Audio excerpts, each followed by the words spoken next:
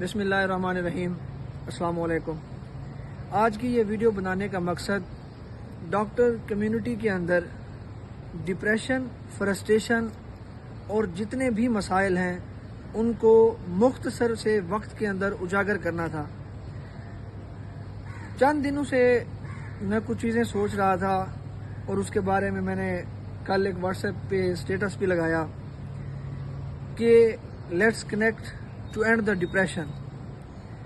اور اس اسٹیٹس کے جواب میں موسٹلی جو میسیجز مجھے ملے، جو لوگوں نے اپنے پیغامات دیے،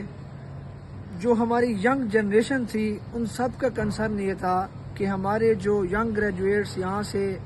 ایکس ہوئے ہیں اپنے کالجز سے ہاؤس جاب کرنے کے بعد، انہیں کوئی بھی جاب نہیں مل رہی۔ ایک سال، دو سال سے بیٹھے ہوئے ہمارے نوجوان ڈاکٹرز اتنی فرسٹریشن کا شکار ہو گئے ہیں کہ ان میں سے موسٹلی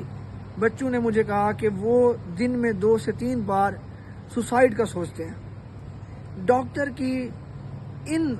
حالات کی جو ذمہ دار ہیں اور اس کے پیچھے جو وجوہات ہیں اس کو صرف 1 سے 2 منٹ کے اندر ہم ڈسکس کریں گے، اور جو پاسبل سولوشنز ہیں وہ ہم اس کو سامنے رکھیں گے۔ سب سے پہلے جس وجہ سے ڈاکٹرز اس حالت تک پہنچے ہیں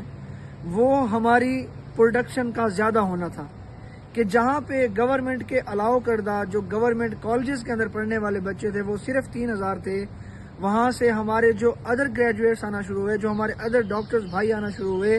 وہ کوئی 10,000 سے بھی زیادہ ہو گئے صرف پنجاب کے اندر۔ جب آپ کی پروڈکشن آپ کی ریکوائرمنٹ سے، آپ کی نیڈ سے زیادہ ہو جائے گی تو آپ کی ویلیو کم ہو جائے گی،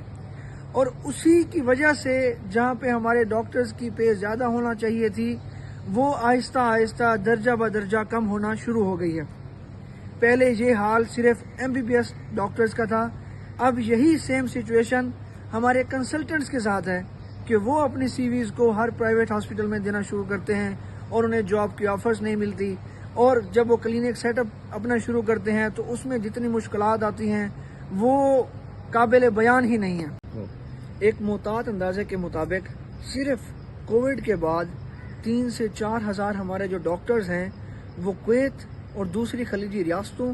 UK اور USA کی طرف موو کر کے چلے گئے۔ گورنمنٹ کو اس برین ڈرین کو روکنے کے لیے فل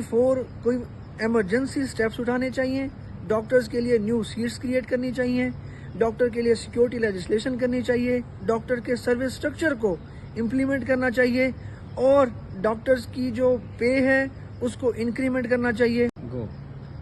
اس صورتحال کو سامنے رکھتے ہوئے گورنمنٹ کو چاہیے کہ